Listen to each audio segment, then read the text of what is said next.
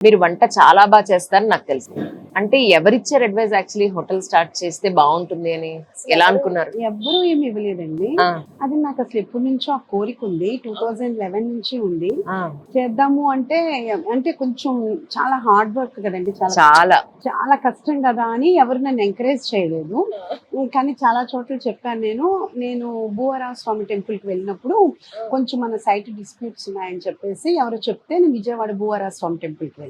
ఉమ్, అక్కడికి వెళ్ళిన తర్వాత అనుకోకుండా నాకు ఇది యాక్చువల్గా ఒక గెస్ట్ హౌస్ కోసం అని అడిగితే బ్రోకర్ ఇది చూపించారు. ఇది చాలా పాడుపడిపోయి అలా ఉందన్నమాట. ఉమ్, అయితే ఇది ఎవరన్నా ఇస్తారా అని వాడిని తిట్టారు. తిట్టిన తర్వాత ఇమీడియట్ గా నాకు మళ్ళీ విత్ ఇన్ 1 hour లోనే ఇది ఏమైనా క్లౌడ్ కిచెన్ కింద పెడితే బాగుంటుందేమో, అంతా ఓపెన్ ప్లేస్ ఉంది కదా, ఓకే. పోనీ అదన్నా చేద్దాం. ఎందుకంటే షోరాక్ మ్యారేజ్ అయిపోయింది. అవును. ఇంకా పెద్ద బాబు US లో ఉన్నాడు. ఇంక ఏంటి అనేది అన్న ఉద్దేశంతో అడిగితే అసలు ఎప్పుడు నో చెప్పేవాళ్ళు ఈయన మా హస్బెండ్ గానీ, శౌర్య గానీ, పెద్ద బాబు గానీ అందరూ కూడా ఓకే అమ్మా చేసుకో, కాకపోతే అవును. చెఫ్ని పెట్టుకుని చేసుకొని నువ్వు ఇబ్బంది పడు మాకు అన్నారు.